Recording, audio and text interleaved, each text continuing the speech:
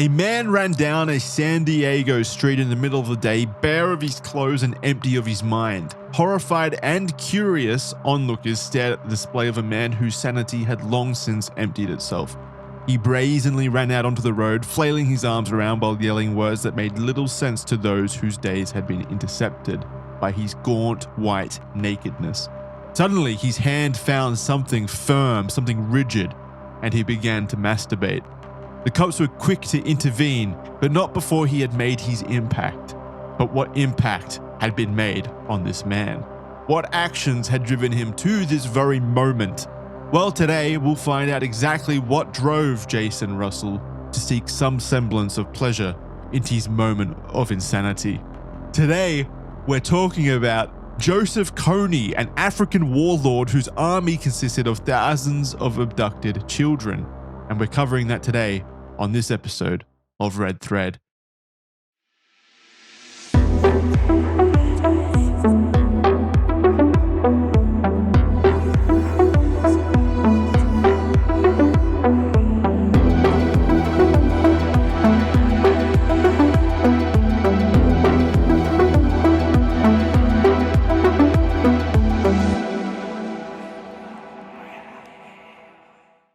Welcome, Jordan. I'm sure you know about Kony. Well, not only that. You were in the army? Random coincidence. Oh, yeah, I was a children's liberationist. Yeah. That's how I spent my 8 to 12. We're going to get the jokes out of the way now because it does get pretty dark. So, yeah, get them out of the child way. soldiers, really? Okay. I thought this would be light and easy. I thought this would be the Disneyland of Africa. I suppose in a way it is. And then... and I can't believe this. I was just thinking about this the other day. What the hell happened to Kony? That's exactly what that's what Sam this as well. Me too. I was like, it's been like 10 years since the whole Kony 2012 thing happened. What happened to Kony? I don't remember hearing anything about Kony after the event of like that 2012 campaign to bring him to justice. So I was like, did they succeed? What happened? I got to look into this, which is what led to this episode. A lightning in a bottle moment made one special African man very famous in a short amount of time. But then, of course, he faded into the jungles, basically disappeared from the limelight. So let's find out what happened with Kony today. Okay. All right, let's do that. But first, we have to start at the start, as per usual. We have to give context. No one, I doubt anyone under the age of like 20 knows about Kony, right? It's people like our age and up. I feel like, yeah. I feel like they would have been too young. It was so big. Back then, yeah, but like with people our age, I think. Okay, but like, I don't know. It felt like, God, that was a weird phenomenon. Isn't it? You know what's weird? Yeah. Is referring to 2012 as back then, like it's the fucking 80s. But it does, isn't it? It does feel like it's so long ago, even though it is only like 13 years ago. Fuck that. It feels like yesterday to some degree. That's scary. 2010 feels very distant to me. I feel like it was the last time that there was sort of large communal things that happened that everybody remembered other than Prime. I think that was the only thing in the 2020 so far, the only thing that has captured the world's attention is Prime. The fuck is Prime? The Logan Paul drink. What the fuck? You're like 6 years late on that one as well. What do you mean? Is that even still a business? Did he shut that down? What's happening with Prime? That's what I'm saying. Prime is the Kony of 2020. No, it's not. No one thinks about Prime anymore. What happened to Prime? What happened to it? Where is it now? When will Logan Paul run out on the streets and masturbate in public? When is this going to happen? Prime as a reference for something extremely popular is actually crazy. You are so out of touch. Are you kidding? Yeah, no, I'm not kidding. What? Prime is an odd the choice. Spice Girls of the 2020s. You should have chose like Mr. Beast or something. That is at least more relevant now. Yeah, but okay, yeah, no, he's still famous. But I'm talking about that sort of. No, I mean like worldwide phenomenon, one-hit wonder stuff. You got Prime. I guess. What else Prime, you got? Yeah, I guess. What else have you got? Okay, 2010s, you had Gangnam Style. Yeah, you got Hak Tour Girl. Yeah, Hak Tour. Right, Hak Tour is a way better. Like Prime is like 6 years ago. Hak Tour is like last year, right? Okay, now who's the boomer? Probably me still. Was it last still year? you. I don't see how that makes me a boomer, but yes. Now who's the boomer? All right, me. Yes, that's right. That's right, me. Look, still is. Still me. Yeah, well, I'm trying to look, all I'm saying is, in terms of a internet campaign, we've got to do something, guys. Everybody click. That'll save the world. That was really strange. It was this weird naivete. I suppose if we are explaining this to people that are a bit young, there was a strange feeling amongst us all that, the world's connected now. Yeah, we can make a change. Like and share, we can do, and he's still hopping around in the jungles. Yeah, well, the assumption was Kony was out in some forest in Kenya or something, looking at a shitty 1080p computer screen, seeing the likes on the video going up, and he's sweating. He's sweating profusely, oh god, no, 1 million likes, they're gonna get me. When in fact, I don't think he even knew about this. Probably. I don't think he knows. I still don't think he knows he's famous to this day. Yeah, it might be that he's not even aware of the Kony 2012 campaign. That is entirely a possibility, honestly. Yeah, I honestly think that is plausible. Yeah. So I guess you're right. We did have a pretty large sense of ego, I would say, thinking that we could enforce that kind of change just through likes. And also, the guy always struck me as an annoying wanker. But who else had done anything like it since? Nothing, right? I mean, what campaigns have there been since? I guess all of the campaigns that you see online now are obviously to do with American politics and things like that, right? That's most of the big things that everyone's united around talking about to the same kind of fervor that Kony 2012 got. Obviously, you've got the Ukraine conflict. No, but this was very much along the lines of change.org stuff, wasn't it? Yeah, this wasn't really. I suppose it's hard to say, but it's not political in the way that you would think about the Ukraine or an American election. But I feel like it kind of is, because I feel like you could look up on change.org right now, which probably did stand that probably got popular from this kind of these movements. I bet you could look up there, and one of the most popular petitions right now, let's say, would be something to do with arresting Putin or something like that. Yeah, impeach Trump. Yeah, something like that, right? So it has kind of shifted in that direction, I think, more insular. Yeah, but the change.org page was sort of what Kony was. That's really all it was. It was just a really, really famous change.org page. It was really, as you said, lightning in a bottle. It really was. I mean, Totally. honestly, it hit at the right time. I guess everyone was feeling comfortable enough to start looking outward, and they were able to capture this kind of energy in this movement to bring some obscure, in the sense of obscure to the Western world, at least, normal people in the Western world, bring this relatively obscure African warlord to the limelight to bring him to justice, basically, an attempt to bring him to justice for all of his crimes. And he wasn't exactly unique in that. There's probably a bunch of militias and stuff out there throughout Sudan and stuff that are very similar in modus operandi. So why Kony specifically? I think it was just because that guy knew about him. Exactly. Yeah, and they had a lot of that correct messaging.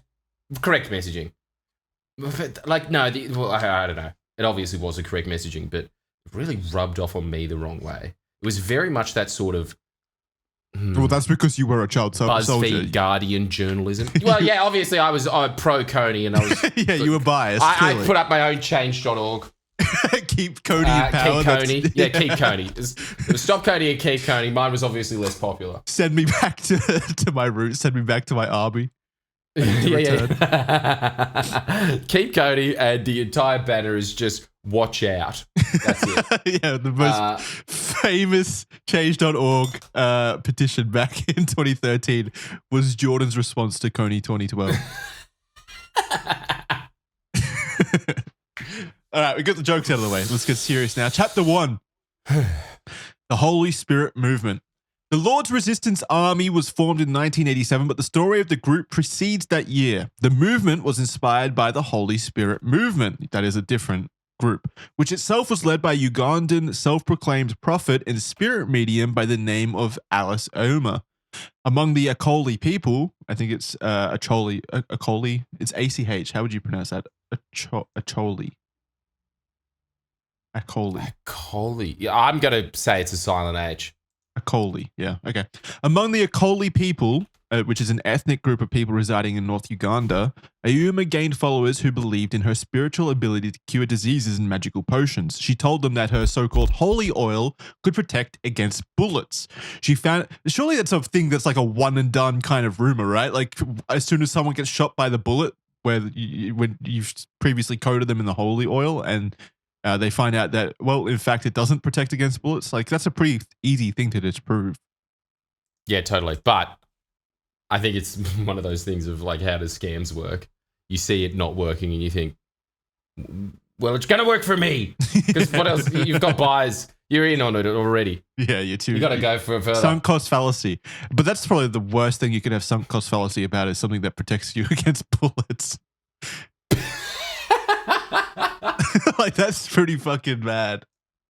That's dangerous. That sucks, doesn't it? Although, dude, like, having said that, how do we know for sure that bulletproof vests work? I suppose it is a bit of a sunk cost fallacy as well, because I can guarantee you get shot in the head. Well, Bullet true. didn't work. Bulletproof vest didn't work. Good point. Just shoot with a vest. Same thing. It's voodoo magic. That's all right. That's what we're saying. Bulletproof vests are the same as going to some witch doctor. Yeah.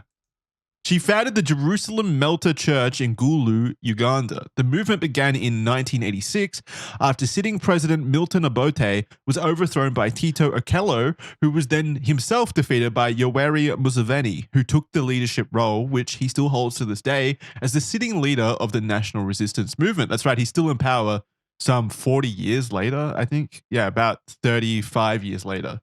So Uganda, for all of the controversy that emanates from Uganda, they have had a sitting leader for the last 3 decades, basically. So pretty stable government. I was under the assumption that they would just constantly be overthrowing each other. Well, that's most African nations, isn't it? Yeah. So can't believe Uganda's going that whole way. What the hell's going on there? Good job, Uganda, I guess. Keep it up. or don't. I don't know anything about Yoweri Museveni and his politics. Maybe he's pro Kony. The successful coup was heavily backed by the Holy Spirit movement that Alice Auma had created and led. Auma herself was pushed to form the movement by one of the spirits that allegedly possessed her, whose name was Lakwena, which means messenger in their language. Reportedly, this spirit was a dead army officer, and Alice is often referred to as Alice Lakwena, showing this connection between spirit and body.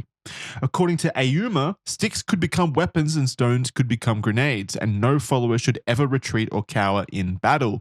The holy oil, which was actually just shea nut oil, would be all the protection that they ultimately needed.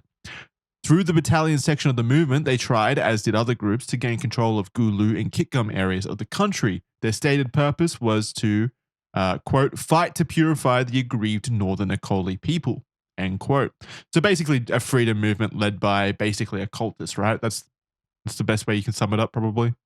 Yeah, that's probably about it. With magic powers. Why doesn't anyone ask for proof? Like, just ask for some semblance of proof. I get that they're proof just isn't a charismatic. thing in the third world. It really isn't. I told you about that, right? With my Pakistani friend talking about when you go to rural Pakistan. Yeah. Yeah, that's how they see it. Like, it's just like, I don't know. They're kind of like, say supernatural things to pass the time. Like, I think they kind of know it's bullshit, but it's kind of like, well, that's a good story and your story's the best one, so you win. So, but we're talking about following a woman into battle, basically, like joining her battalion of freedom fighters under the pretense that she is a holy messenger. Like, yeah. Do they do that just for fun, even though they know that she's not actually? Like, they just feel bad for her, so they're just psyching her up. Like, yeah, you're totally a holy warrior. Now let's go into battle. Feel bad for her. Like, how does that happen? Also, oddly progressive, right? They had a female freedom fighter leading their battalion, basically, their movement. Yeah, but look, What was this? Not, I suppose actually in Africa there is a lot of male witches, isn't there? Yeah, I guess it is. Lakwena and several thousand followers began to trek to Kampala, singing hymns as they went. When they reached within 130 kilometers of Kampala, they met with the government army and were subsequently defeated due to holy oil not being adequate protection, I would assume. Ayuma fled and took refuge in a camp in northeastern Kenya, claiming that Lakwena, the spirit, was now gone from her body. So it died in the battle? Again? I guess. That's tragic. Ayuma never led another movement or anything of the sort, but did continue to claim spiritual powers. She claimed to even know the cure for HIV and AIDS, and was also sure that she could reverse blindness and deafness. So she, of course, her power level went up as she aged further on in life. She was well, yeah, that's what learning happens. new You gain powers. experience, yeah. She was leveling up. It may have been a defeat at the moment, but it led her to greater heights as the only person capable of curing HIV and AIDS. She continued to live in Kenya, even rejecting repatriation from Uganda in 2004. Ultimately, she died from an unknown illness in 2007. Now we come to Kony. Joseph Rao Kony was born in September 1961 in Odek, northern region in Uganda. Himself a part of the Akoli people, he was raised by his parents, Louise Obol and Nora Oting, who were both farmers. Obol was a lay catechist. It's a religious term. Obol was a lay catechist of the Catholic Church, who is someone who teaches others of the faith and is authorized and trained to prepare people for prayers and baptisms, etc. I'm not religious, so I'm definitely not Catholic as well, so I don't know exactly what the difference between a catechist and like a priest is, but if it's someone who's authorized and trained to do baptisms and stuff like that, I'm assuming it's someone pretty prominent in the church. Well, Otin, the father, was Anglican.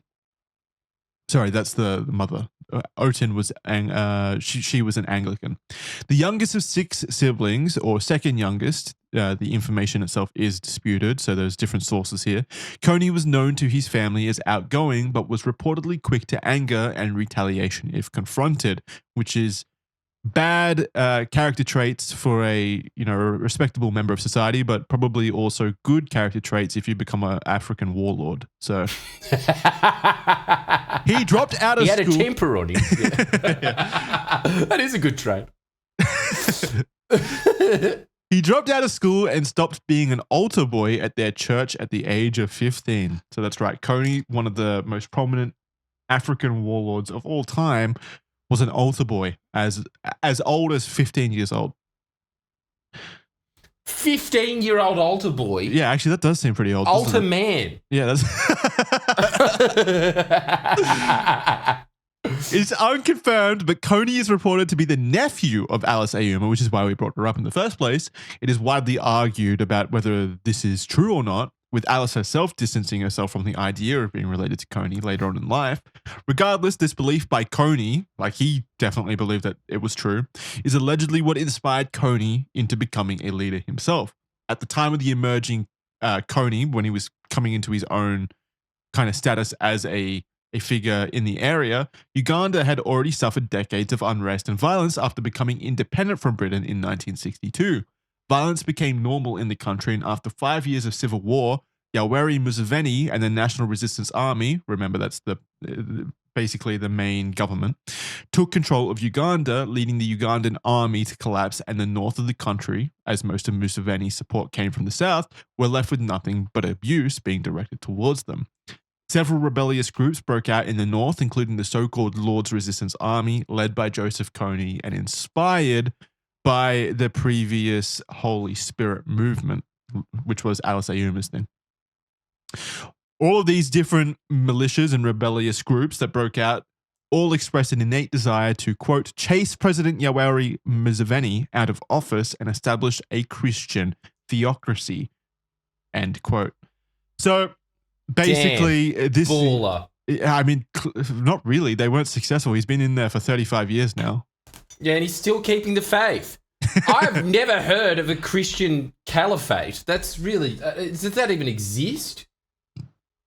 Well, it did it was an attempt in Uganda.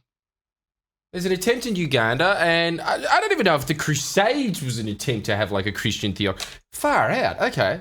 They're trying something new there. They're really experimenting with government. For no reason as well. Like clearly, there's no need to do this. The holy oil did not work as bullet shields. It's not worth it. Chapter 2. The terror of the Lord's resistance army. Well, when Alice Ayuma's Holy Spirit movement collapsed, Kony and his small group of supporters who believed he himself was a spiritual medium similar to Alice Ayuma recruited the Holy Spirit members that remained in the aftermath of her departure. So basically by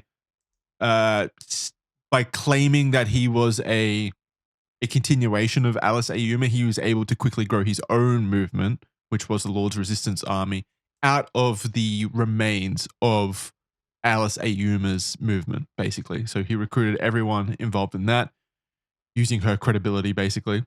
Rising Phoenix. Which I get. I don't even know if credibility is the correct term when talking about resistance armies in Uganda. It was probably more like, built off the backs of bulletproof oil. Very credible. It's more like he gave them a place to stay and a reason to continue fighting, basically, probably more so. Yeah.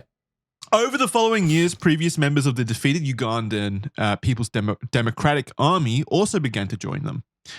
The group went through several name changes in the early years, including from the United Holy Salvation Army until 1992, when I guess the Salvation Army itself took issue with that. Took issue with that. It claimed copyright yeah. file. They're like, Joseph you got to change Kony that. recognizes for some reason the International Patents Office at the UN. Oh crap, guys, we better do something about this. This guy that owns a child army. They're going to demonetize us, man. Where they changed their name after this to what is now infamously known as the Lord's Resistance Army. That's what we know them as still to this day. Kony would preach that he received messages from God and that they needed to, in God's name, overthrow the government in Uganda and restart anew following the 10 Commandments in place of the Constitution. I mean, it's as good a plan as any, Kony, I guess. Kony was charismatic, manipulative, and brutal to his followers. His only true goal was that he wanted to disrupt Ugandan society, and chaos, violence, and fear were his main weapons. At first, the LRA, the Lord's Resistance Army, I'm just going to refer to them as the LRA from now on probably, focused mainly on northern Uganda and the Akoli areas, which will be on screen right now showing where they were. And they did take up they were active in a pretty significant part of Uganda. I would say probably close to 33% of Uganda was at least a conflict zone of the LRA. So they had, influence in those zones. So yeah, they were mainly focused on these areas, originally claiming to defend the northern people, though this narrative changed over time. In truth, they were able to act out on their brutality on the native people in the north much more easily, as there was less government and state control in the north, less presence as well, basically. So they knew exactly what parts of the country were vulnerable for them to basically recruit from, let's say. Throughout the LRA's growth during these formative years, they carried out horrific, brutal attacks, with much of it targeted at civilians.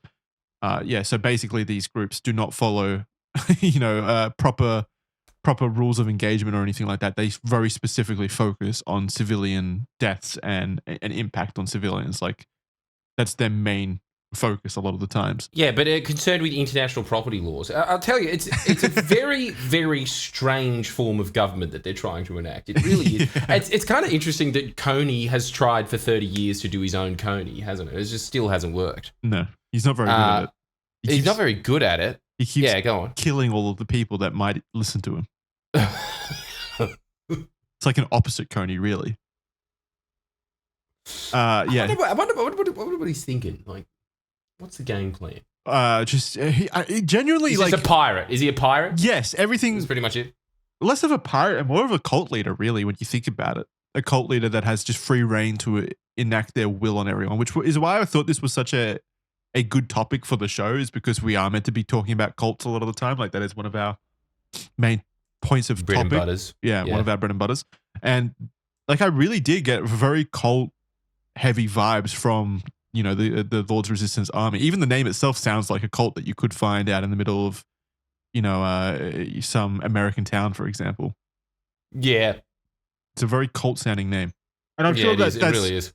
that's pretty representative of a lot of these movements as well. A lot of the militias that popped up due to the power vacuum left when, colonists left these African countries. I'm sure a lot of them were very cult related or cult, I don't know, similar to how cults operate, basically, instead of actually being militias that are fighting to rebel or overthrow a government. They just want to enact their will in they're happy just staying to their specific area, basically, instead of what I'm saying is Kony's goal was stated to overthrow the government. I didn't get the sense that he was at all trying to accomplish that. He was more than happy staying in his own lane, in the areas that he was in, as long as he got to basically be the powerful figure in that area, basically, like the one that was able to do whatever he wanted in that area to his followers and with his followers. So basically, I don't really know what the difference of a cult is there. He did manipulate all of the people through charismatic ways, but when that didn't work, he chose violence and, of course, other forms of manipulation, and he abducted plenty of people. Like, it does feel like just kind of the ultimate form of a cult. Cult army. Yeah. I don't know. What do you think? I'm sure that there's many other examples of this in history. I can't think of any coming to name. Maybe this guy was apt in trying to get Kony 2012 famous, Maybe he is kind of like a uniquely malicious character. Or maybe Africa's full of them. Yeah. I just don't know anything about Africa at all. Yeah, it's entirely possible. Mostly, it's so my understanding of it is from The Lion King. Like I don't know much about it.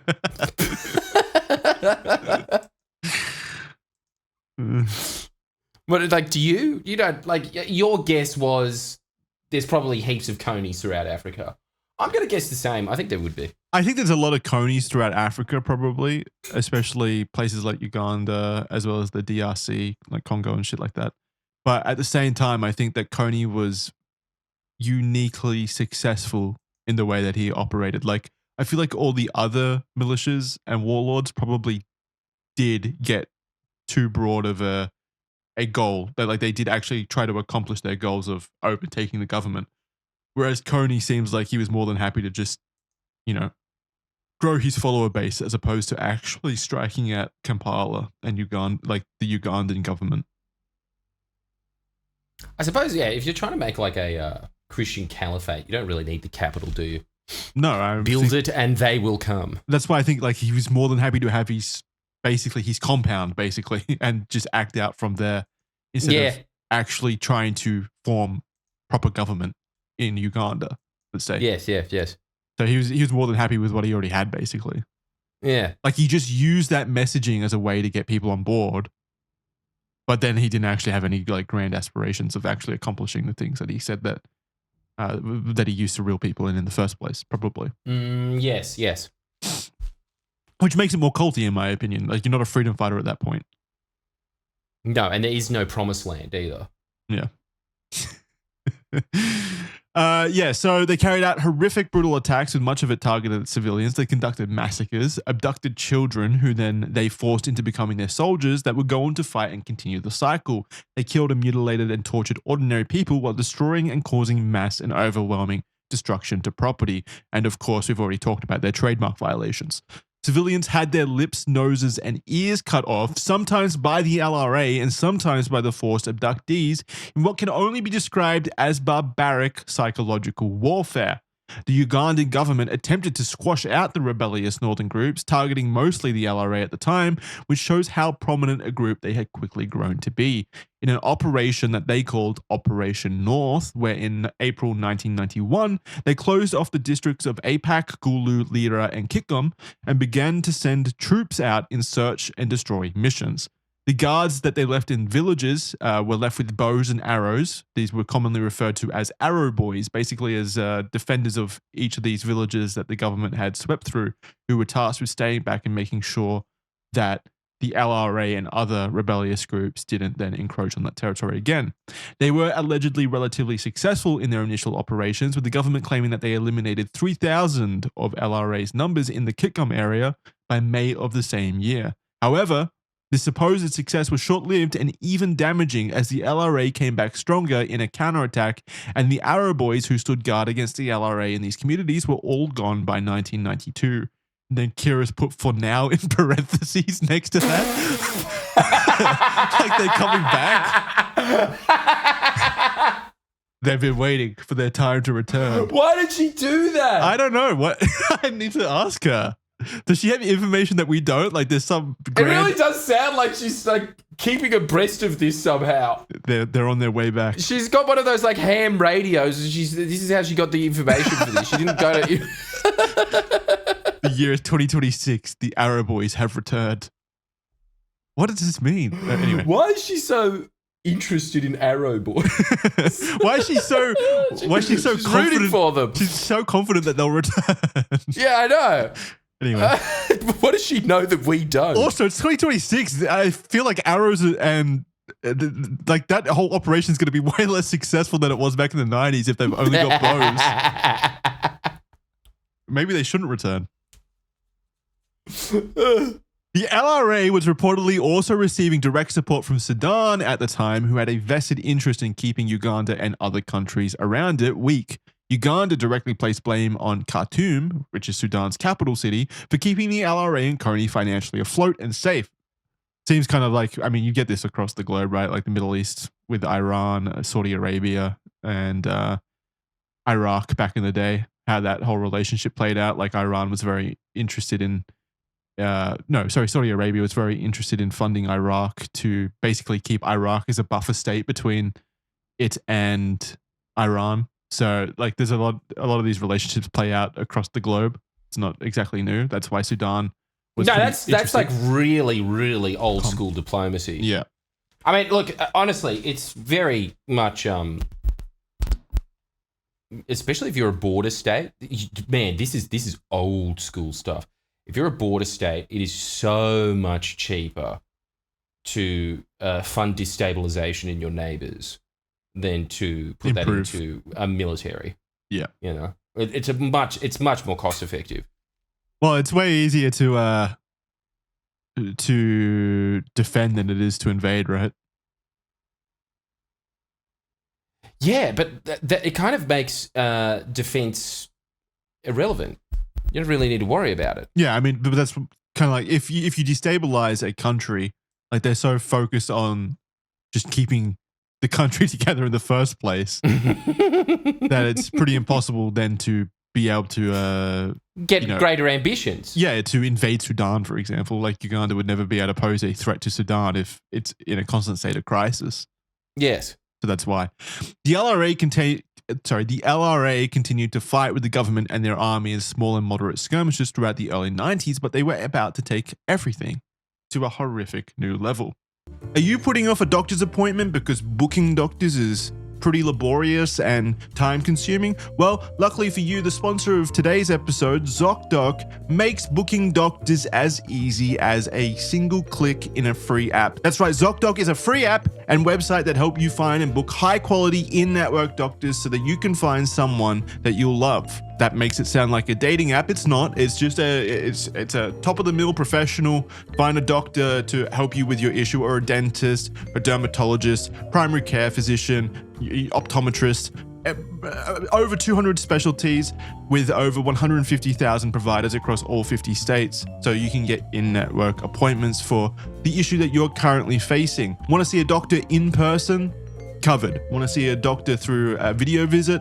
You can do that as well with ZocDoc. The filters with ZocDoc are endless. You can filter them by basically patient reviews so that you can see which doctors have the best reputation among their patients in your area so that you get the best care that you can possibly find. ZocDoc really is just the best way of avoiding that annoying phone call that you have to make to a receptionist where you'll be put on hold for 5 to 10 minutes, which when you're sick is just, incredibly frustrating. You just want to rest, obviously, when you're sick. So Use ZocDoc, it's just a few clicks. In fact, appointments made through ZocDoc happen very fast, typically within just 24 to 72 hours of booking, which means that you're in and out as quickly as possible. You can get that whole task over and done with so that you can get back to what's most important, which is obviously recovering. In fact, you can even score same-day appointments. If it is an emergency, then obviously ZocDoc makes it as easy as possible for you to see a doctor as quickly as possible. If I was really sick right now and I needed to see a GP or a doctor, I would be making my appointment through ZocDoc because it is just easy. I can pull up my app in bed, basically, look around for a doctor nearby, set up even a video doctor visit with that, make the booking within a second, and there I am. Because obviously when you're sick, being on phone with a receptionist is like the last thing you want to do. No shade to all the receptionists out there. You do wonderful work, but when you're sick, being on hold is pretty much the last thing you want to be doing right now. So stop putting off those doctor's appointments and go to ZocDoc.com/redthread to find and instantly book a doctor that you'll come to love today. That's ZocDoc.com/redthread, ZocDoc.com/redthread. Thank you, ZocDoc, for sponsoring this episode and this message. You've been a long-time supporter of the show, ZocDoc is, and we really do appreciate them. They keep us very healthy, so thank you for that. If you're sick, first of all, I hope you feel better soon, but also please consider using ZocDoc because it will make your life easier and it does help out the show. So big thank you to ZocDoc for being a great partner. And now over to Jordan. There's no right time for better health, is there? No, there's just now. AG1 is the easiest and most impactful habit that you can implement this year. It's also really easy as well. AG1 is the opposite of complexity. It's 20 seconds, 1 scoop, 8 ounces of water, done. Drink first thing in the morning, before your coffee, before checking your phone. Becomes a micro habit, anchors everything else. Never better time to start because the next gen formula is more vitamins, more minerals than ever before, clinically proven to fill common nutrient gaps as well. So, there's a reason that I'm a big fan of AG1. I love it because of that simplicity, and I really do feel the difference on the days that I do it and when I don't. I get withdrawals. It has over 50,000 verified 5-star reviews, and it comes with a 90-day money-back guarantee. Go drink AG1.com/redthread to get their best offer for a limited time only, and get a free AG1 duffel bag and free AG1 welcome kit with your first subscription order, only while supplies last. That's drinkag1.com/redthread, drinkag1.com/redthread. So we return. On the 20th of April in 1995, the LRA massacred hundreds of people in the town of Atiak. They rounded up hundreds of civilians, men, women, children, and then they took them to a nearby river. The captives were then separated by 2 categories, their gender and their age. Lectured and condemned for their alleged ties with the government, LRA soldiers were ordered to open fire on approximately 200 to 300 men and boys, while the women, girls, and young children watched and were forced by Vincent Otti, who was an important figure within the organization. They were forced by him to applaud them, the LRA, for what they just did. Otti himself was also from Atiak, his hometown nearby. Apparently, he previously killed 37 people who were his own flesh and blood, which has led some survivors and researchers to suggest he may have played a big role in the massacre happening in the first place. The children were then abducted by the LRA to either become sex slaves or new soldiers. The LRA reportedly previously had an amicable relationship with the town of Atiak, not engaging in any violent behavior with the locals at prior opportunities. They had even asked, indeed, for food, resources, and new recruits from young boys from willing families in the area in the preceding months beforehand. The problem was, however, that the NRA, who actually had a worse relationship with the town, also recruited boys from the town. And the NRA is basically like the government, the national army, basically. Also recruited boys from the town, leading to a divide within the community. When the LRA learned of this and the NRA's involvement with locals that often gave up information on the rebels, things shifted and the relationship between the town and the LRA deteriorated, which led to the massacre. And we have a quote here from a witness and survivor from the massacre. Quote, "They then commanded children below 11 years and pregnant women and breastfeeding women to stand aside. I had a sizable child I was carrying. I shifted with them to where they told us to stand. I could not reach my little boy, who was seated with students of Atiak Technical Institute. The remaining group of people was then commanded to lie down. Then they were showered with bullets. Nobody got up to attempt running away. After the bullets were silent, The soldiers were ordered to fire a second time on the dead corpses, probably to make sure. Then they fired a third time to make sure all the people had been shot. Then they turned to us and asked us if we had seen what had happened. We accepted that we had seen. I was so scared because I had seen my boy being shot. I wept silently and my children told me not to cry. My boy had been shot in the leg and was still alive when the rebels came back. They finished him off with a bayonet. End quote. Jesus. I mean, I don't think there's realistically like much. There's not a worse existence in modern history than someone unfortunate enough to live in this kind of region during these kinds of breakdown of society. Let's say, like the civil. Oh, Africa would absolutely have the rough end of the stick. I think I've often thought about that. That or no, it's still there. The uncontrollable and chaotic violence of Africa would be much scarier than, say, like extreme poverty in regional India or something. No, I think the violence in Africa is still to this day. Like right now, Sudan is going through civil revolt, leading to similar situations like this, where there are open mass graves, basically. Yeah, I know. There's so much. So it's still going on to this day and has been going on for decades across the region. Like it's between that and probably like the destroyed elements of the Middle East, but I still think Africa probably wins out in being the most painful and the most horrifying existence that you could have, probably easily. Because the other thing is that there is still. There's obviously civil wars and destabilization in the Middle East, but there's still usually like some form of semblance of a government there. But like a lot of the time, Africa just has large sects of it where it's under control of warlords, and that makes it way worse. It's essentially the Middle East, like a permanent Dark Ages. Really. The Middle East has the negative of being, very religiously dominated. So there's a lot of religious conflict, of course, and also destabilization from world powers. But it also has the benefit of world powers being interested in it in the first place for oil. So there's some semblance of an interest in building infrastructure there. So it has that kind of benefit going for it to some degree. Obviously, it's still not a good existence for the people actually living there. But I think I'd prefer to probably live there than I would. Oh, I'd take my chances Africa. there for sure. Yeah. If it was a choice between Yemen or the Congo, I'm going to Yemen. Yeah. It's sad, very sad that it's been going on for decades. As early as I don't know. It's been going on forever. Yeah, Chapter 3, hasn't it? Mm. Chapter 3, An Army of Children.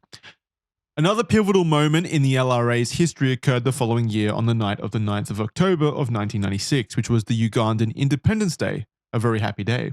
In the Oyam district, which was a boarding school, the St. Mary's College, a bouquet was targeted by the LRA.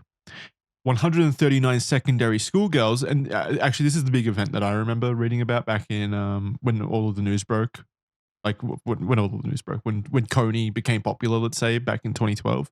Like this was one of the main anecdotal stories, like one of the most prominent stories that was told. 139 secondary schoolgirls were abducted in the night. The fear of the LRA coming had already been in their minds, with one witness stating, quote, "We had heard rumors that the rebels were coming. There were fears already. We would run out of class and hide in the bush every time we thought they were coming," end quote. You remember how like over here, man, it's I always just feel so fortunate and lucky that we live in Australia. Like even America to some degree has to being a student over in America, being scared every time like a lockdown siren goes off. Shit like that. I remember over here, like lockdown sirens, if that ever happened, it was like because a stray dog got in the school facilities and they were like, everyone stay inside, there's a stray dog walking around the school, basically. Like that was our big deal, Escaped convict. Sometimes you get one of those, but he's usually just one of those like, shh, keep it down, kids, I'm on the run. Like he's not really. He's a solid bloke, really. It's quite Australian, really, to have that happen. But it's so easy. It's so easy in Australia. That's what I mean. Like it's so comfortable.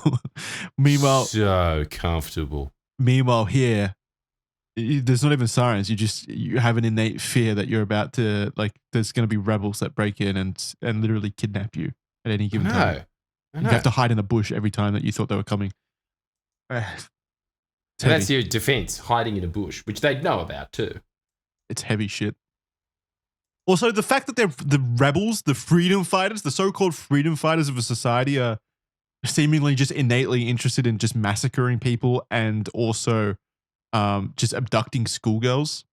Yeah, that's what they're into. Yeah, that's the freedom, huh? That's the freedom you're fighting for, not political, isn't it? not So political issues or anything like that. You literally just want to kidnap girls. Yeah. The girls were tied up and forced to walk through the night, threatened with death if they stopped. A chase followed, with the government sending helicopters and armed forces out to try and retrieve the girls, along with the school's deputy headmistress, Sister Rochelle Facera of Italy. Sister Rochelle was determined, desperate even, to get her pupils back. She managed to catch up with the soldiers and the enslaved girls, where she began to beg for their lives. 109 of the girls were ultimately saved, but 30 would still remain in perpetuity, basically, kidnapped by the LRA, living lives of horror, regularly beaten and raped, ending up being appointed as wives to the commanders, which is what they did with the enslaved women that they would usually kidnap. They would go on to become wives to the commanders. So again, this is this is why I mean, like, I don't think they're fighting for political revolt. You know what I mean? I never got the sense reading anything about the Lord's Resistance Army that there was any desire to actually take control of the country. It was literally just to be as chaotic as possible. Just plunder. And then take women back to your cult compounds, basically. Well, not women in this. Yeah, it's Viking stuff. Yeah. Literally girls, like young children. Yeah. It's horrifying. Nearly all of those within the LRA were forcibly abducted from their homes, with the LRA making a habit of targeting children that they could indoctrinate into their organization. I mean, how horrifying is that, right? Like, whenever I think about that, the fact that they're indoctrinating and stealing children is obviously reprehensibly evil. But the outcome of that is then the people that are fighting back against this are killing, like, their neighbors, basically. They're killing the children that didn't have a second chance, basically. They didn't have a chance. Like, you're turning them into the soul. That's the truly insidious thing about this, is that to fight back against this, you have to kill innocent people. Yeah, it's the only way to do it. It's horrifying. Isn't it? I wonder why. Do they just take child soldiers because they're more compliant? Is that why? Yeah, but I also think it's the psychological aspect of it, like what I just said. Yeah, like, you wouldn't kill a kid, would you? Yes. Not just that. Not just you wouldn't kill a kid. Like, this is someone that you might have known. It could be a family member. Like, now your son's come back to the village that he was born in and raised in, and now he's raiding it, basically, to continue the cycle of stealing more children. And you've got how do you defend against that? Like, I don't know. It's so horrifying just thinking about that entire concept. It's really insidious. These children would help Kony achieve his main objective, which was to cleanse northern Uganda of the older generation of Akoli people and rebuild the culture according to his own ideologies, end quote. So remember how this started from wanting to basically help the Akoli people, basically? Like the LRA started. Oh, yeah, okay, so now it's purging the impure. Yeah, now it's purged them. Well, that's what it is, mostly. It seems to just be this real punishment on his own people. Mm-hmm. A phenomenon began to emerge in the local communities, which was quickly dubbed night commuters. This was when, at night, children would flee from their homes and walk to wherever they felt they could be safe. City centers, protected areas and camps, hospitals, churches, bus stops, etc., out of desperate need for protection from the threat of the LRA and their abductions. So basically, they'd leave their homes and all go to like shelters and stuff like that every single night, basically, because it was the only way to be safe against possible abductions. There is no definite number of children that Kony and the LRA stole, but the number is believed to ultimately be in the tens of thousands. Horrifying. The children, tens of thousands of children abducted over the years that they were most active. Jesus. Fuck, he was a bad guy. Yeah. Well, probably one of the worst warlords of all time. Got to be pretty far up there, just for the impact. I just don't like, I get invading countries is bad, but surely you could work. Surely, I don't know. Surely the US government or the British government or something could have worked in collaboration with the Ugandan government to go in there and stamp this out. Like, it can't have been that difficult for Western forces to be helpful in that manner. I don't know why. Yeah, what the hell's going on? Politically naive, I'm sure. There's probably a bunch of things that precluded that from happening. Because it really sounds like you really could just stop it with like a few special forces, couldn't you? It seems like it wouldn't be that much. Yeah, I don't know. The children were regularly taken from small villages, schools, and internally displaced persons camps, and behind them, the abductors would leave a trail of destruction in their path. Burnt and looted buildings, raided homes, the mutilation and slaughter of civilians that got caught in their way. The vicious thing about these abductions is that the children would then be taught to continue the cycle under the banner of the LRA. They were given no other option. This is a story from a stolen child by the name of Stella, who was 15 years at the time. She says, quote, "They came to our school in the middle of the night. We were hiding under the beds, but they banged on the beds and told us to come out. They tied us and let us out, and they tried to set the school building on fire. We walked and walked, and they made us carry their property that they had looted. At about 6 a.m., they made us stop, and they lined up in 2 lines and made us walk between them while they kicked us." Just needlessly evil. I know. On the second day of marching, our legs were swollen. They said, quote, now what should we do about your legs? You must walk, or do you want us to kill you? It's your choice, end quote. So we kept going. On the third day, a little girl tried to escape, and they made us kill her. They went to collect some big pieces of firewood. Then they kicked her and jumped on her, and they made us each beat her at least once with the big pieces of wood. They said, quote, you must beat and beat and beat her, end quote. She was bleeding from the mouth. Then she died. Then they made us lie down, and they beat us with 15 strokes each because they said we had known she would try to escape. Many of the children spoke of being so frightened and bewildered that nothing seemed real anymore. The pain, fear, and shock combined to create a numbness, a dizziness, a sense at times that madness is not far off, end quote. So really, at this point, it should be no surprise why this, once this story and the way that it was portrayed, like how the information was given to Western society, why it became such a big deal. Like hearing about these stories is absolutely horrifying. Like it's the kind of evil that you couldn't imagine exists really in mankind, especially from sheltered Westerners like ourselves. Like you can't even fathom this kind of monstrosity. It's just senselessness of it, yeah.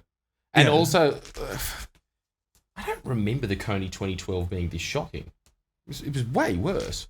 I remember these stories pretty vividly. You remember them? Yeah. Okay. The abducted children were desensitized immediately, often beaten or forced to savagely beat other children and family members. Quote, early on, when my brothers and I were captured, the LRA explained to us that all 5 brothers could not serve in the LRA because we would not perform well. So they tied up my 2 youngest brothers and invited us to watch. Then they beat them with sticks until the 2 of them died. They told us it would give us strength to fight. My youngest brother was 9 years old. End quote. Fuck. Like, it's just, again, senseless. Like, there's no... So senseless. They just wanted to kill children. Like, not... if the goal was to have an army, then they would have taken those children and created child soldiers. But no, it was just to kill. Fuck me. Many children were often taken across to a LAR camp in Sudan, where many, on top of the abuse that they were already suffering from, had to result in eating leaves due to food shortages, with the rations being given to those of fighting age. Some of the children were reportedly sold as slaves to the Sudanese in exchange for goods. Discipline was taught through violence. If they did not perform to expectations, they were savagely beaten. If they tried to escape, they were remorselessly beaten, and mostly killed by other abducted children, which was basically a rite of passage.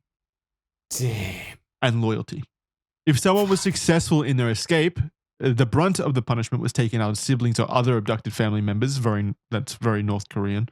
The brunt of the punishment was taken out of siblings or other abducted family members, and if they were also stolen, or family back home, if those back home were still alive, they would go out of their way to perform retribution on the families who they had stolen the children from in the first place. If they did escape, they ultimately had nowhere really to go. They feared returning home, either because they would be ostracized by the community for being connected to the LRA, or they would fear the repercussions against their families from the LRA. So really, escape wasn't an option. And if they did escape, they had nowhere to go. And I mean, like, what do you even do? Like, if you do escape, what do you do in that situation? You're a 10-year-old kid. Like, there's no survivable way. No, you have to try and leg it to a city or something. But Just even become then, like now a shoe you're shiner or just a something. homeless 10-year-old in a city with no life experience.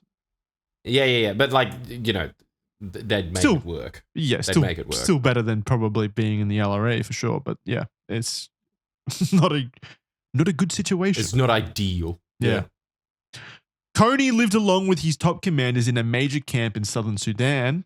So not in Uganda, in southern Sudan, which does bolster the claims by Uganda that the LRA was funded by the Sudanese government, receiving the alleged aid and weapons from the Sudanese government. They were told repeatedly about the goal to overthrow the government, but the children struggled to really understand the program that they were forced into. And this story is from Christine, a 17-year-old.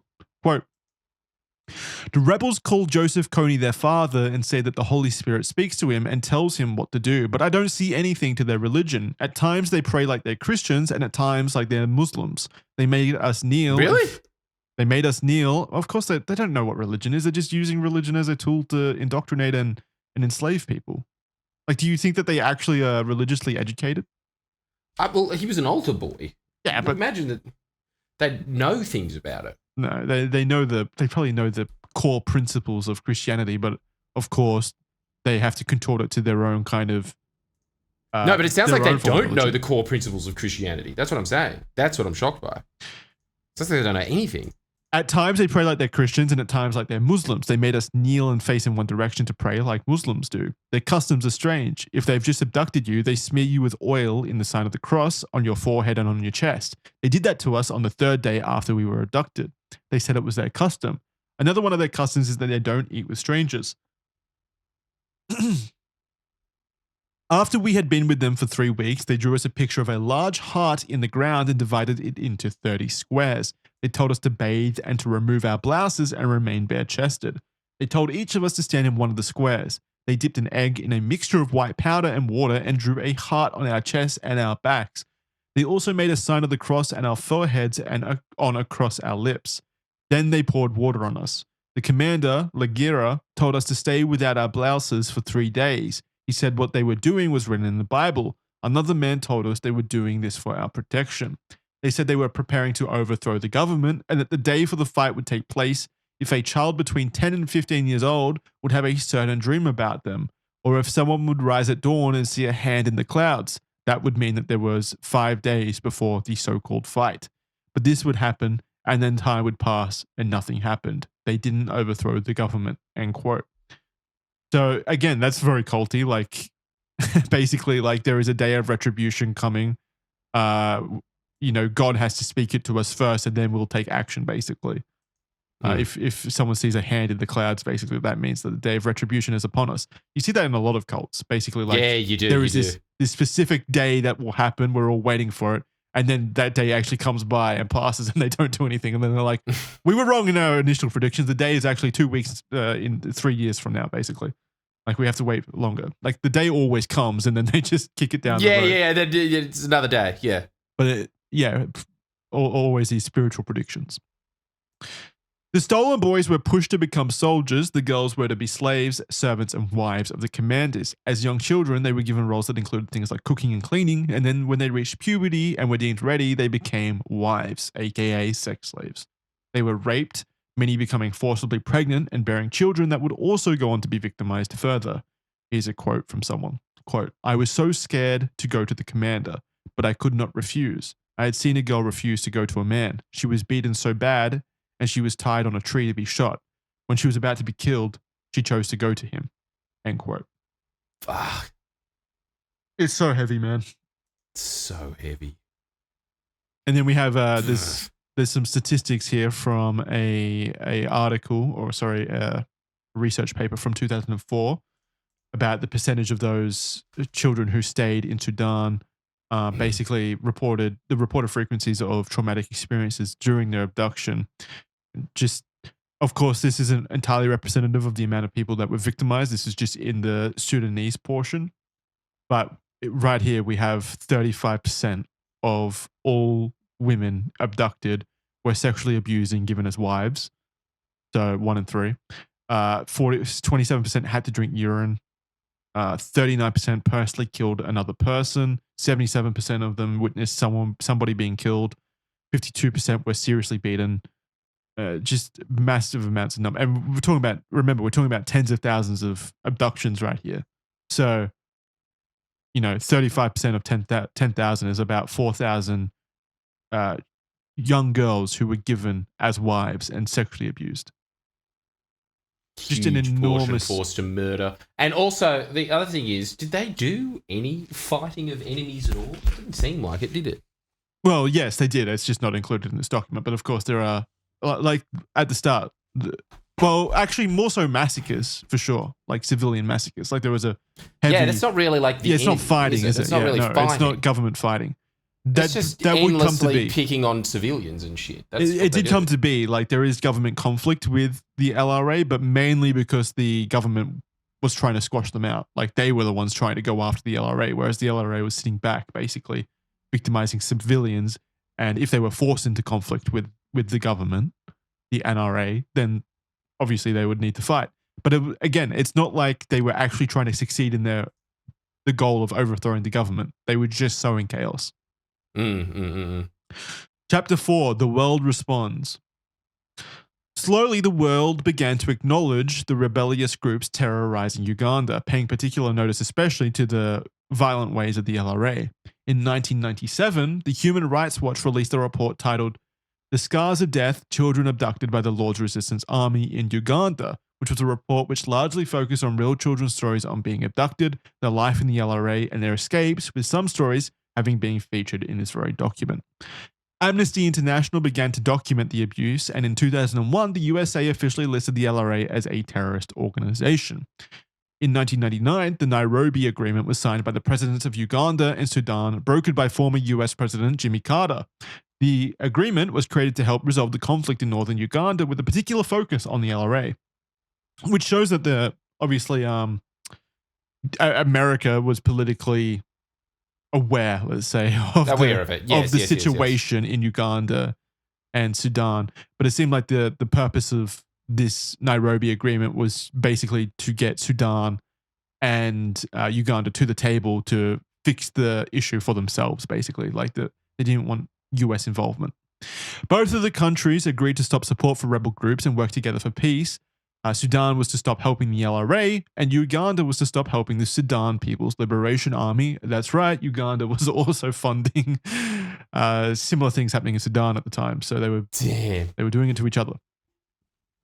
Internally displaced persons camps in Uganda were overcrowded, plagued with disease, starvation, sexual violence, and abuse. International agencies like UNICEF, UNHCR, and the World Food Programme became involved in the effort to provide aid to the camps. And in 2005, the International Criminal Court issued arrest warrants for Kony and 5 of his top men.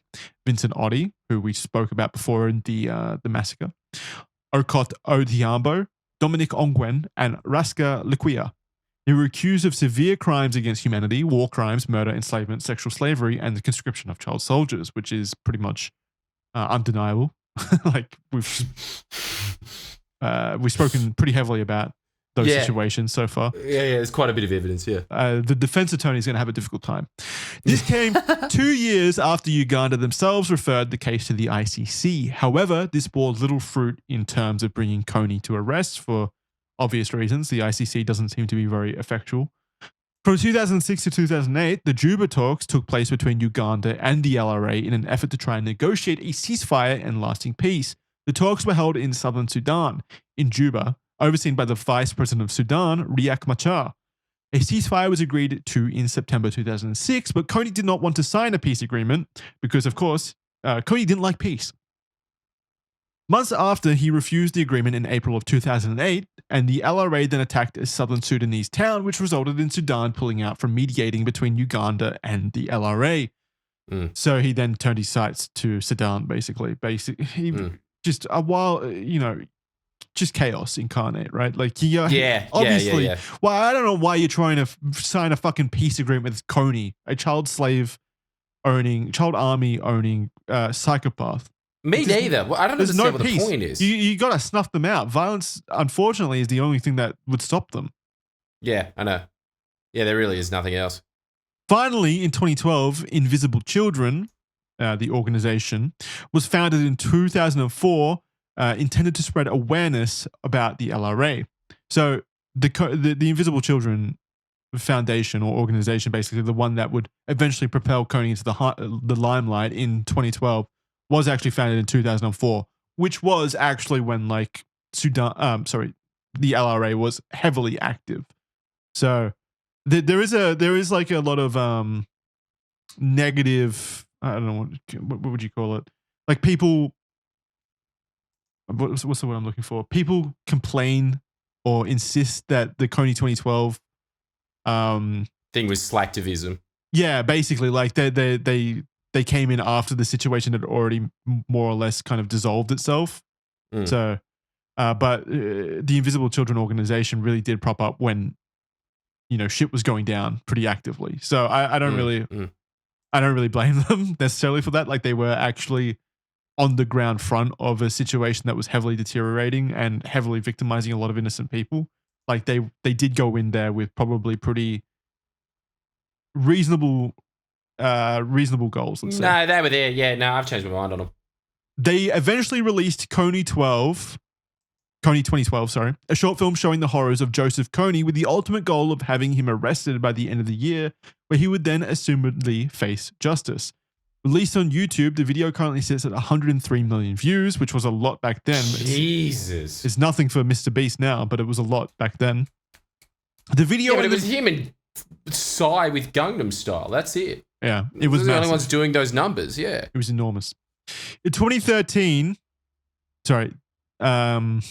The video and the message went viral at the time. It was so widespread and successful in its primary goal of spreading awareness that leaders took action as a result of its virality. And in 2013, the US Congress passed a bipartisan congressional resolution condemning the LRA for its actions in calling for increased US efforts to protect people against the LRA. That year, they also passed rewards for justice legislation, which allowed the State Department to offer awards up to $5 million for any information which would lead to Kony's arrest.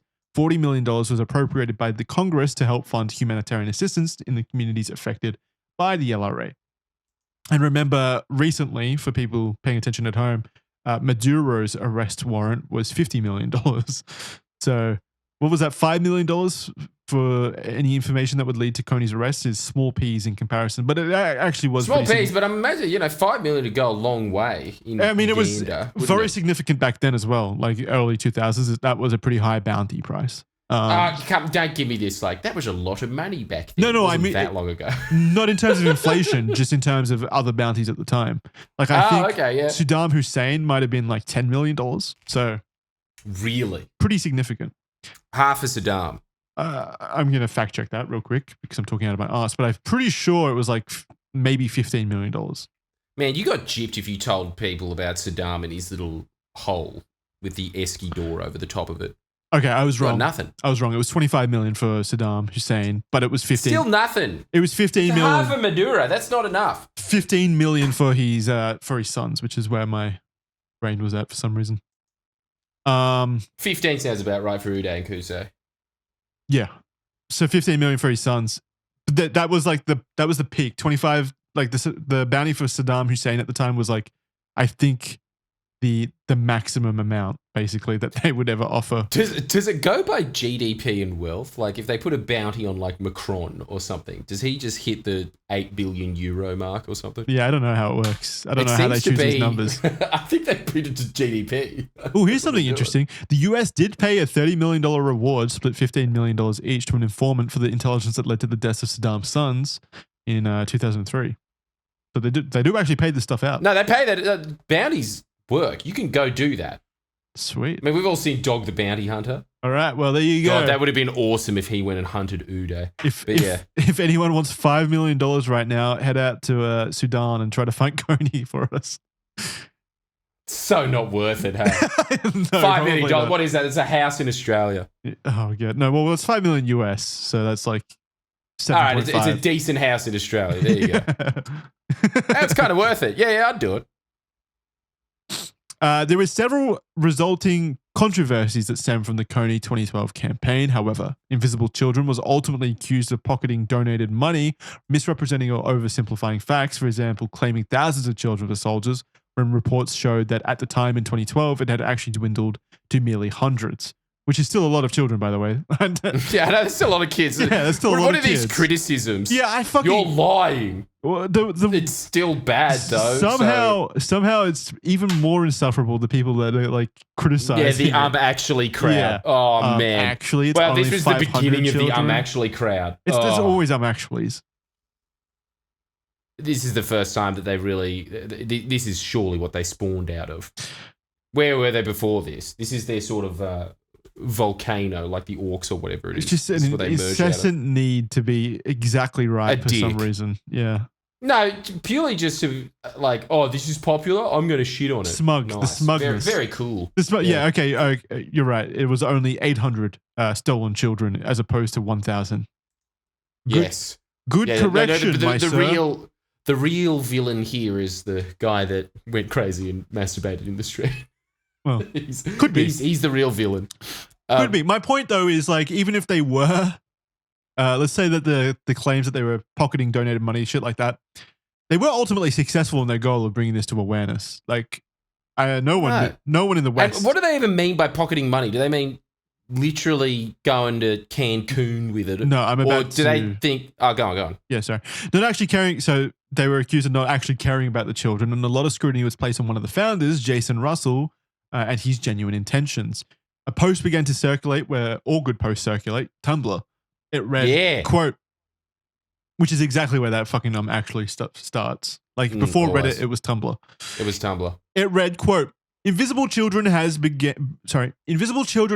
condemned time and time again. As a registered not-for-profit, its finances are public. Last year, the organization spent $8,676,000. Only 32% went to direct services, page 6, with much of the rest going to staff salaries, travel and transport, and film production. This is far from ideal, and Charity Navigator rates their accountability 2 out of 4 stars because they haven't had their finances externally audited.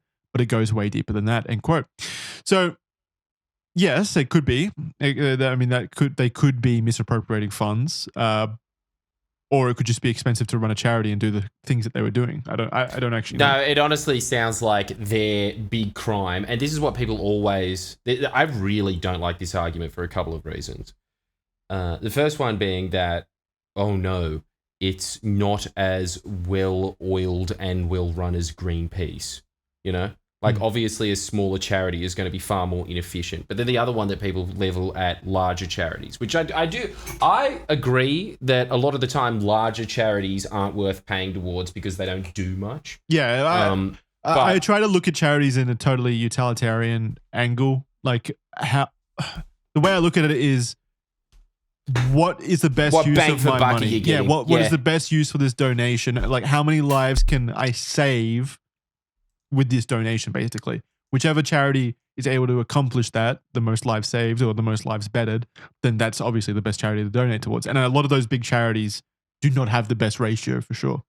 So I get the conception or the idea or the belief that a lot of these, like a lot of charities are scams, basically, because I mean, there's a lot of big charities that are scams and a lot of smaller charities that are scams as well. So unfortunately, the industry has done it to itself. I call it an industry for lack of a better term.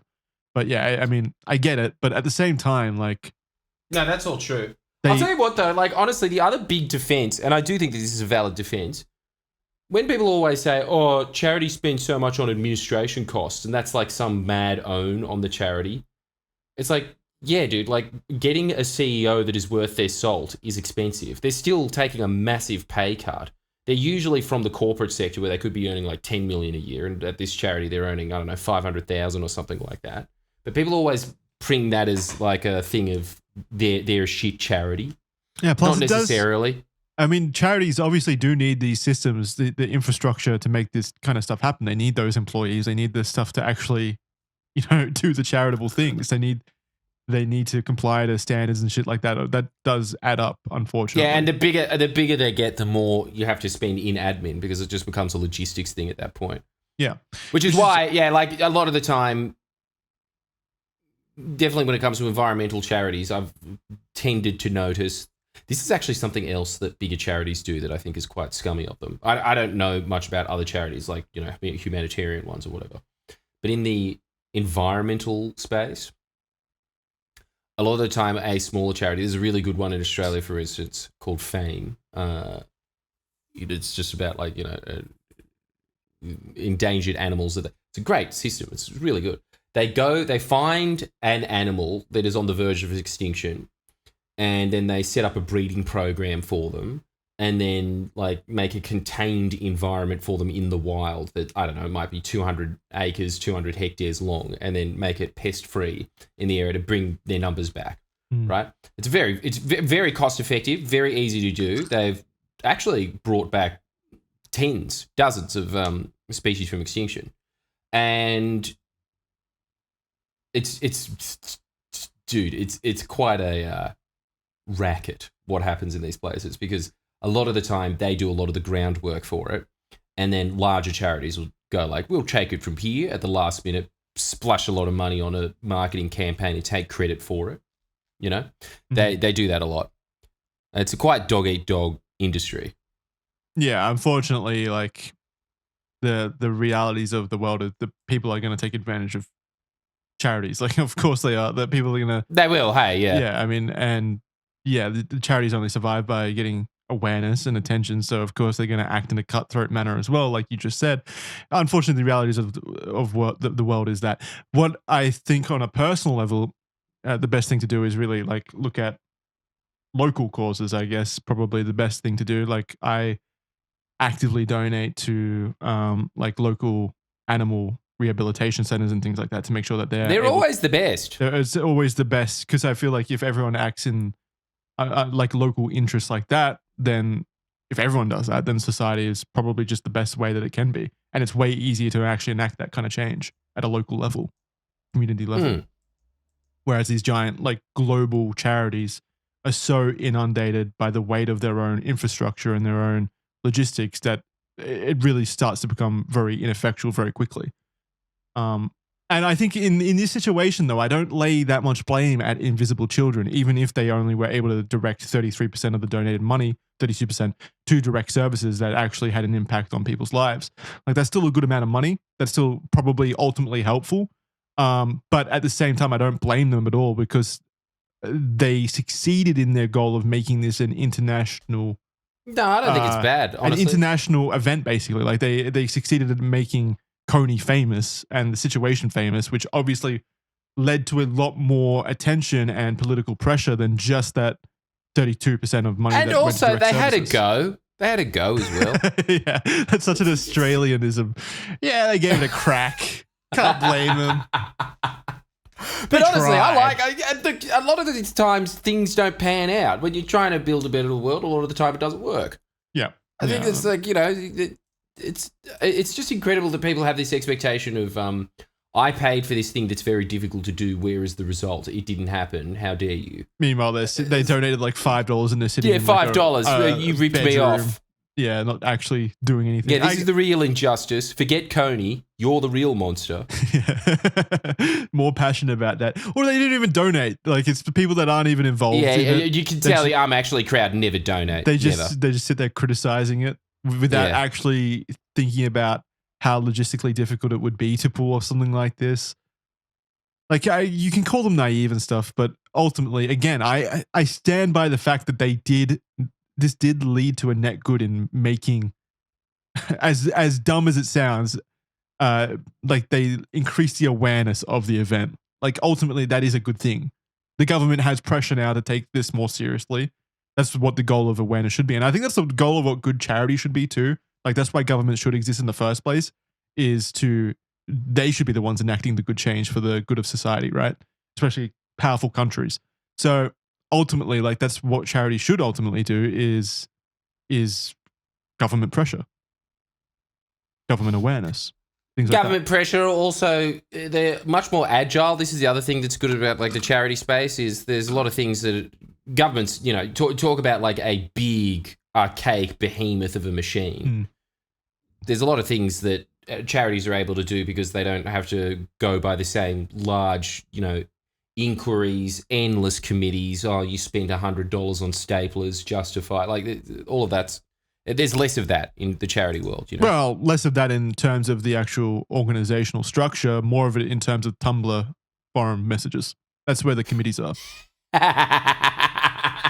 Oh my god, that's so true. The Tumblr is the Senate inquiry. Okay. Oh, that's incredible. All right, Tumblr's the Senate committee. Reddit's a royal commission. There you go. They've done it again. Everyone likes to feel involved. They had a crack. Yes, it's scrutiny, Jackson. That's what it is. I'm doing my civic duty. Invisible Children did respond to the criticism, which was now quickly spreading across the internet.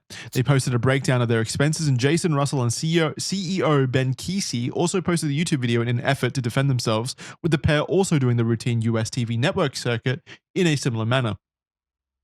Russell had made statements that didn't really paint them in a good light. He said, quote, "No one wants a boring documentary on Africa. Maybe we have to make it pop and we have to make it cool," end quote. I don't get how that's a bad statement. How is that bad? That's genuine. They're just looking for things to shit on them for. That's genuinely like true. Yeah. Like, what are they talking about? If it was just another boring documentary in Africa, that would have been glossed over. It would be a boring documentary on Africa. And there's dude, the key word there is another. Yeah. I mean, I didn't say another, but yeah. Oh. Well, I added the keyword, and I would have stopped them from getting the shitstorm that they got.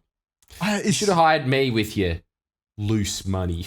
It's such a dumb criticism. No one wants to taking issue with that. No one wants a boring documentary in Africa. What are they saying? It's a true statement, as made evident by the fact that there's millions of boring documentaries in Africa that no one knows about. You're trying to make something watchable. Yeah. Ooh, they've got him. And I think it's maybe like the fact that he said maybe we have to make it pop and we have to make it cool sounds like he's lying about the information, but he's not. Kony is an evil person. Everything that they said is true. Like, Kony should be brought to justice. What are you talking about? You can say things in an interesting way and they still be factual. What the fuck is... These people are insane. Shortly after all this negative attention, Russell suffered what is reported to be a psychosis episode where he was then seen high on substances, vandalizing cars while naked in public, before then masturbating in front of horrified onlookers. What pussies. I wouldn't be horrified at that. That's awesome. He was arrested. Take a photo, yeah.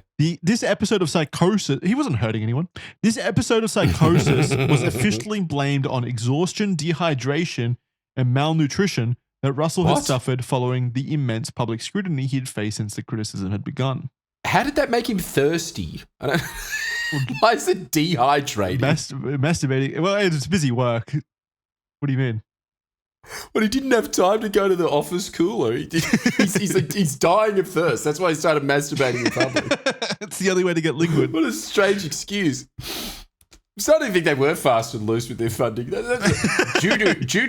Due to abject thirst and also being hungry, he decided to take his clothes off now, right now. Have a jack off in a Ferrari. And like, how does that help your thirst? You're just like expelling more fluids. Ultimately, I will say that, like you said at the start, like Jason Russell does come across as a very eccentric person. And you do see that in the video. We're gonna watch the video right now. I'm gonna stream this to you. Stream that shit. All right, so this is like the Invisible Children musical from the Invisible Children charity. So have you seen this? The dance? Oh my god, this is gonna be cringe, isn't it? This is what made it. This is what made Kony famous.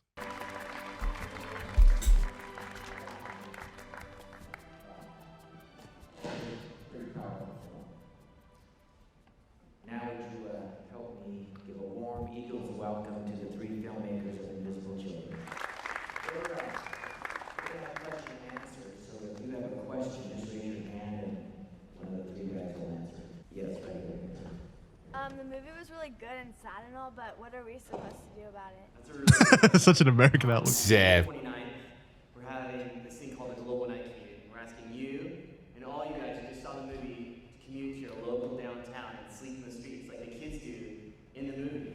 Yep, right here. No offense. Oh no. Know about any war.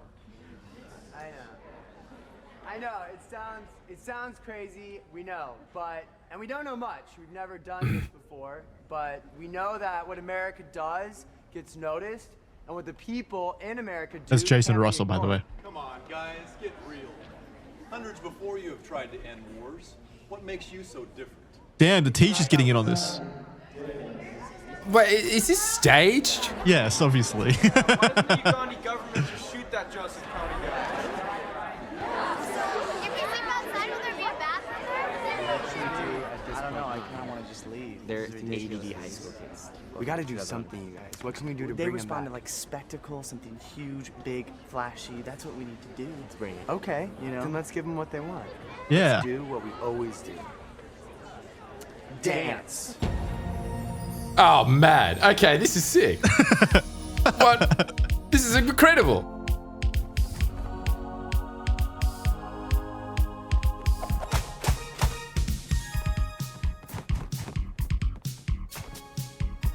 I still get a secondhand cringe from this. Why? What do you mean, why? It's brilliant.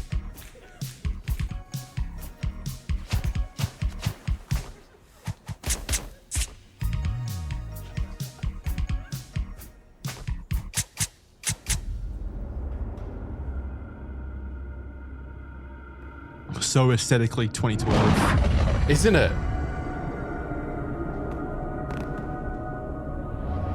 Damn. That was not aesthetically 2020. That was like 80s. No, that's 80s.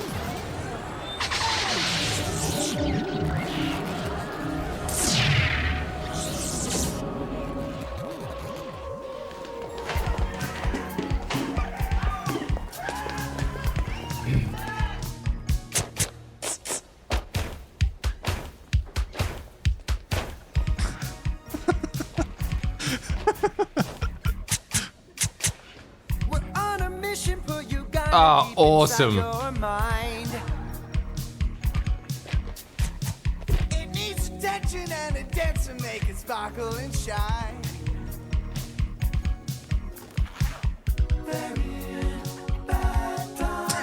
Shake it up and break it up, we'll end the war without a gun. No, you need guns. We need to congregate and demonstrate so one day we can celebrate. We are here to change the world. Gonna change the world.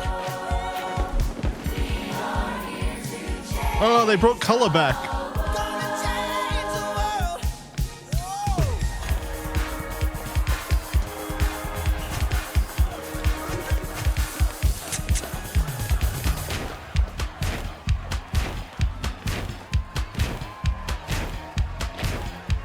It's like High School Musical. So don't forget it, cause it happens on a Saturday night. The 29th of April. We are here to change the world. Gonna change the world. We are here to change the world. Gonna change the world. Oh.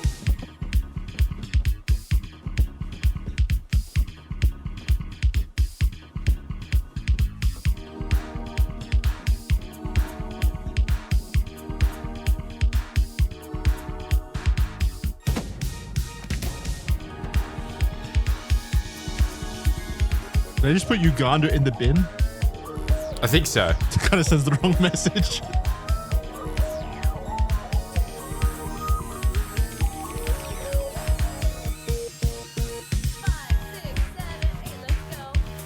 Damn, a lot of effort went into this.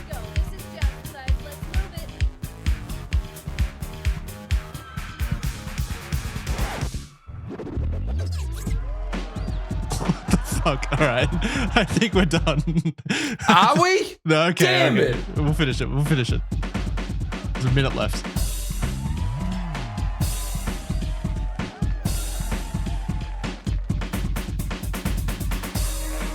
Damn, look at him go.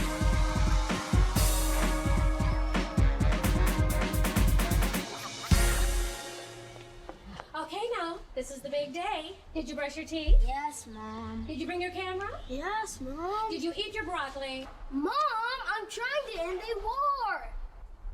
Well then, Awesome. let's do this.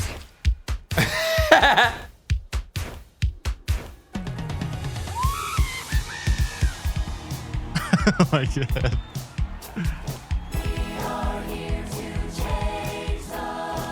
Gonna change the world. We are here to change the world. Gonna change the world.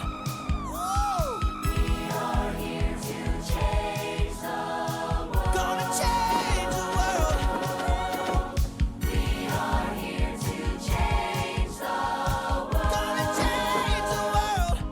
Whoa. We are here to end the war. It's much more than a publicity stunt, yeah. We are here to end the war. We could end the freaking war, baby. Woo!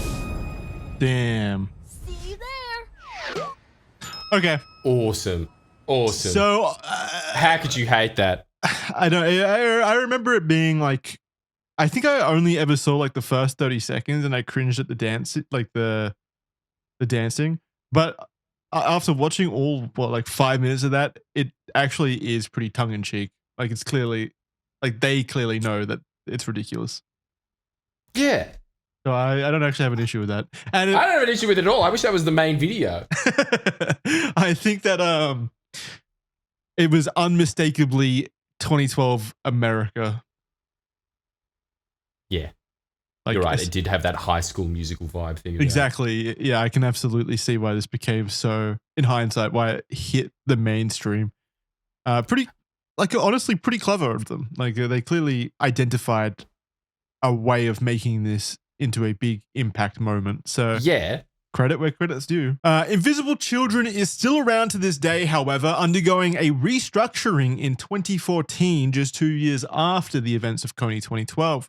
They still work with partners in Central Africa, the Democratic Republic of Congo, and South Sudan to develop peace, provide mental health and trauma support, and prevent violence and build peace. Ultimately, regardless of where one sits on the topic of invisible children, it's undeniable that they didn't succeed. Sorry, it's undeniable to say that they didn't succeed in one of the most Jesus Christ. It's undeniable to suggest that they didn't succeed in one of the most important aspects of their goals: to bring Joseph Kony into the spotlight so that more people from first world countries could be aware of the destruction and suffering that the innocent people of Uganda and Sudan were experiencing at the hands of him and his LRA militia for decades up until this point. And I mean, it says it in the name, right? Invisible children. Like their entire goal is saving children from African warlords, basically. It's not just Kony. Yeah, no, that can keep going. Yeah, Plenty of kids him to go. save. Let him go. Yeah. So what if he masturbated on the street wildly? Who cares? Yeah, honestly, who cares, really? Get over If it. anything, I think he's awesome for it. Chapter 5, the decline of the LRA. So the LRA were ultimately pushed out of northern Uganda during the Juba talks from 2006 to 2008. They were given 2 areas in remote Garamba National Park that the Ugandan government had agreed not to attack. After further failed peace agreements, though, Uganda, the Democratic Republic of Congo, and South Sudan launched aerial attacks on the LRA and their camps in something called Operation Lightning Thunder. While successfully killing many members of the LRA, the ultimate goal of defeating the LRA was not successful. In the years that followed, the LRA waged brutal revenge attacks, which led to thousands more people dying and hundreds further being abducted. The group did finally begin to dwindle, however. In the 1990s, the LRA was reported to have several thousand soldiers. As of now, however, the LRA mostly consists of a splinter group of around 1,000 that have branched out into smaller groups. They were reported to be weak and have... What's up? I'm just trying to understand the structure of it now, but yeah, go on. What do you mean the structure? They just... Well, like, how's it 1,000, but it's got all these like little splinter groups in it? Well, the 1,000 members are splintered out into different regions, and it's just like groups of like 100 or... Yeah, so they're not... 50. They're kind of... That's why they're gangs, weak. I suppose. Yeah, the mini gang. It's like what would happen if a giant organization then broke up and those different people moved off into different areas. Like they would have splintered off into various different groups that you could say are still LRA, but it's probably more like that their own insular, micro groups now. They were reported to be weak and have since become more of a criminal gang than a large rebellious group with grand aspirations. Joseph Kony, however, is still alive. His whereabouts are ultimately unknown, but he is assumed to be in a part of Sudan called Darfur, while still giving orders, as per the reports of previous soldiers. The soldiers are said to be tired and unmotivated, and many have become disillusioned with the fight, and many have left the group to seek regular lives instead. After so many civilian deaths, the LRA was rejected by northern Uganda and its people, and they lost support from the Sudanese government, and over time, Kony lost credibility with the people. 4 soldiers escaped, others became unmotivated, and pressure from international governments and militaries forced Kony into hiding, which, again, like that's exactly what invisible children ultimately wanted, right? Like for government pressure to ramp up so that something would change. And to their credit, it did. Probably as a result of Kony 2012, like Kony had to You can't say it go did into nothing. hiding. You can't Yeah, say it did nothing. I don't think that it did nothing. I think that it absolutely did help the situation to some degree. Yeah, nah, that's all right. Yeah, good on him. In the Central African Republic, where they apparently exist now, there is mistrust among the local people who understandably don't want to live next to those responsible for horrendous crimes. Many think that once Kony dies, the LRA will completely disappear. This seems too generous a fate for a man responsible for ultimately abducting over 50,000 children during the 20 years that the LRA was operating at its strongest. Horrifyingly, as of 2006, Joseph Kony himself is believed to have fathered at least 42 children through sexual slavery. How the hell do they even come to that number? I mean, that's just the ones that they know about, I think. Okay. Yeah. Far out. I mean, it's got to be like more than that, but like 42 that he supports probably and is closely connected with. Yeah. But yeah, just so that's where Kony is now. Obviously, we don't know where he is directly, but he is in a relatively powerless state compared to where he once was. Unfortunately, not brought to justice, though. It would be nice if that did change, if he did get brought to justice. But ultimately, the situation has improved since the early 2000s and the late 90s. Sudan itself is in a pretty precarious point in this time, with situations occurring in the country that are obviously pretty horrifying. But ultimately, yeah, that's where the situation currently sits at.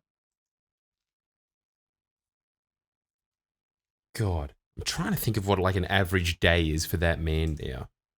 Sounds like he's barking orders into a ham radio that no one's listening to. You think? I don't even think. I don't know. I think probably that he's not even giving instructions. He's just kind of hiding. I mean, if he was more outgoing and able to more heavily instruct people, I feel like people would find him pretty quickly and be able to put an end to Kony if that's their goal. Probably, yeah. He's probably doing nothing. Which is unfortunate. Obviously, it's not a nice thought to think that he can just live out the rest of his natural life in obscurity after committing unspeakable horrors for, almost 4 decades.